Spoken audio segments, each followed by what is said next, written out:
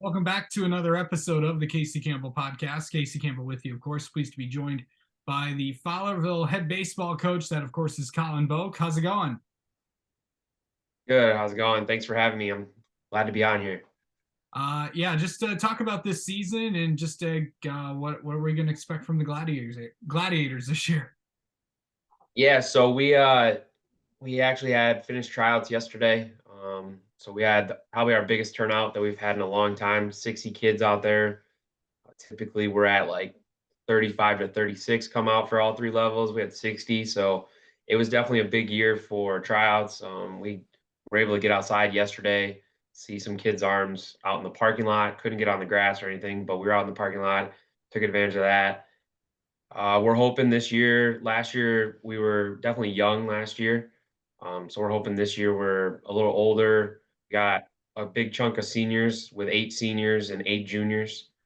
Actually, more juniors than that. We have 10 juniors, and then we still have a sophomore that was up last year with us as a freshman. He's back again, and then we also have two more sophomores that will be kind of bouncing back and forth that will be playing with us as well. So we're excited to get going and hoping the snow melts soon so we can get out on the field. And we actually have our spring Florida trip coming up next week where we leave for Florida on the 24th. So we're excited for that. Get down some warmer weather and be able to practice on a baseball field for a week.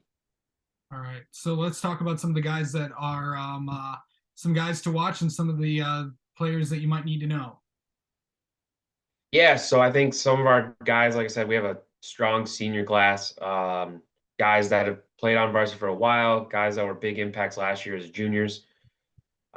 Starting with probably who will probably most likely be one of our top guys for the year. We tend to go if he goes is Dalton Daniel. Was a regional champion individual wrestler this year for our wrestling team. Definitely helped push our wrestling team get to their first state championship in a long time. He's definitely going to be a leader on the field for us and off the field. He plays shortstop and batted leadoff for us last year. I believe off the top of my head, he might have batted close to 400 in league play last year. Good, solid kid, as definitely a good teammate and even better person. And then right across from him with his battery mate there is Lucas Anderson, who plays second base for us as well. His older brother was in the program before I got there as a pitcher, and Lucas is, from all intents and purposes, is the perfect player you want on your team. Definitely listens, can lead, but also wants to win and wants to put in that effort when he needs to. He's understands what it takes to be a athlete in high school, but also at the different next level as well. He's actually getting a tennis scholarship to Olivet next year, so he'll be a big help for that. So we're hoping just experience and guys from those middle up there who both had two sports this year from our high school that actually did really well this year. Our tennis team went to states for the first time, and our wrestling team went for the first time in a long time. So we're hoping that just kind of helps build that culture of winning and just kind of them getting used to that. Those are two big guys for us. We have a big pitching staff this year. We're hoping to get some action from a couple of juniors that are coming up, Mikey Hatfield and Hunter Mathis. And then we have our returning probably top pitcher last year. I'd say one of the top pitchers in the league from last year was Griffin Gonzalez as a sophomore.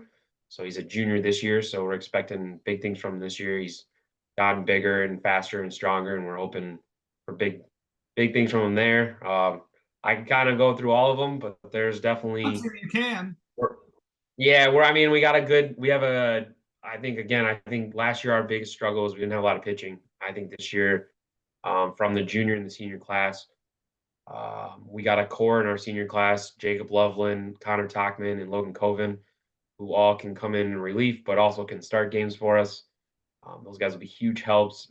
And with last year not having a lot of pitching, a lot of those juniors that are now seniors got some experience pitching that they maybe not have gotten if we were a little more heavier on the pitching side. So we have some guys now with some experience there.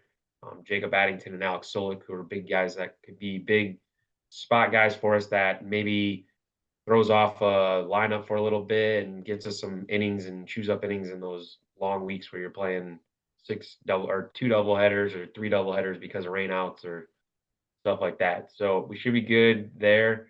We're just hoping we hit and score some runs and get some nice weather and don't have a lot of rainouts or snow. Yeah. Let's talk about the league with the CAAC. What is the division looking like for you guys this year? Well, the team to beat the last couple years has been St. John's.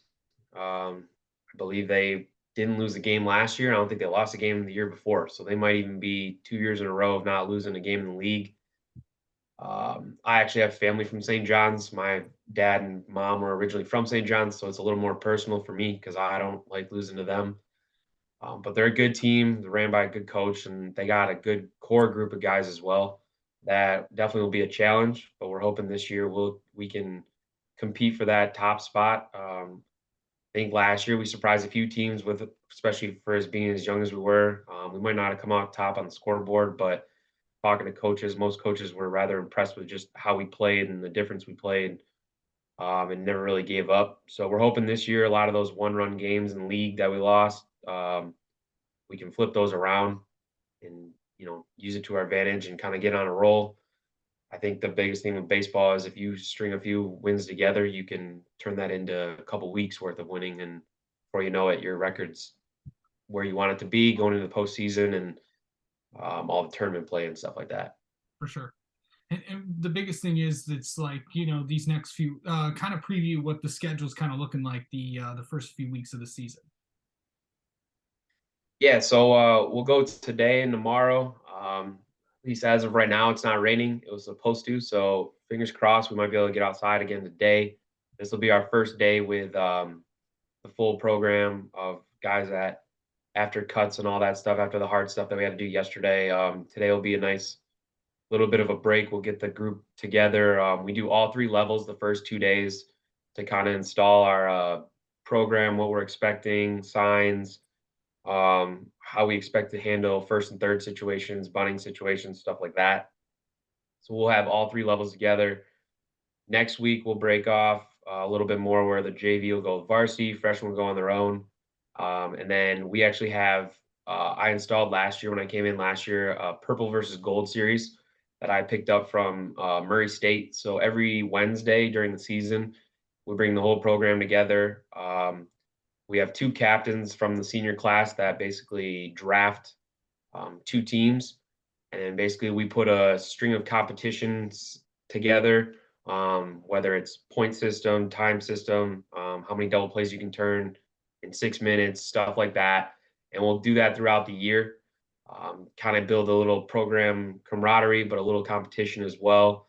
The kids get into it. There's a lot of stuff where they can affect the other team and try to distract them, stuff like that. And it turns into pretty fun stuff. And then at the end of the year, we do like a cookout for the winter of the program. So that's going to be fun. We'll start that next Wednesday. Then we break for spring break. We're going down to the varsity, and some of the JV players are going down to Cocoa Beach. We got some surprises for the kids down there on the way down. We're going to stop at a college field and practice down there on the way down. And then we're going to catch a pretty big ACC matchup on the way back up. Just something for the kids to experience. A lot of our kids don't play travel ball, so a lot of them don't get to get on college fields ever. So it should be a cool experience for them, cool experience for the parents as well. And then when we come back after spring break, I think we get a couple days of practice, and then we'll get DeWitt on the 6th, and then on Good Friday we're going to travel to Howell and go against Coach Ladd and the Howell team. Yeah, that's going to be a solid matchup for sure. So correct, we're pretty excited. So yeah.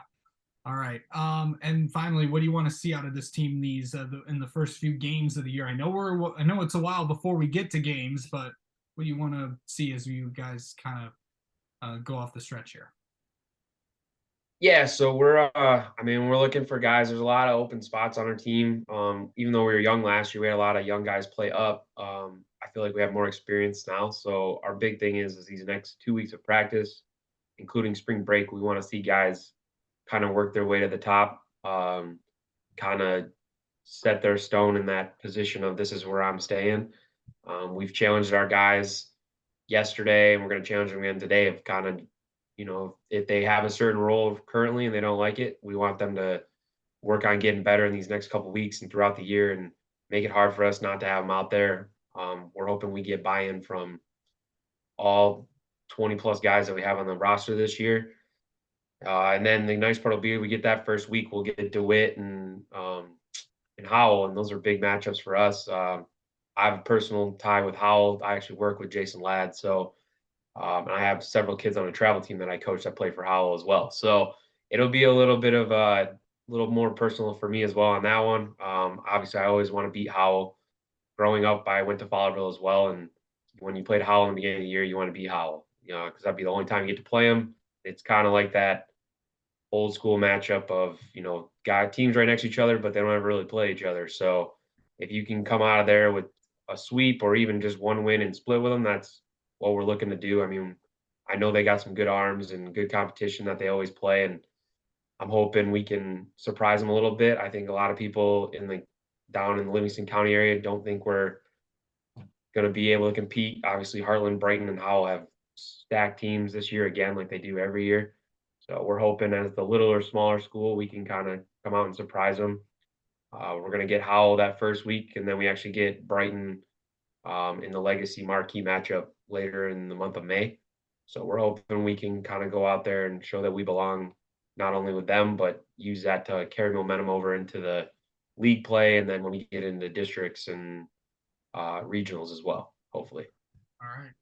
Well, Colin, thank you so much for coming on and talking with us, and best of luck to the Fowlerville program this year. Sure. Thank you for having me.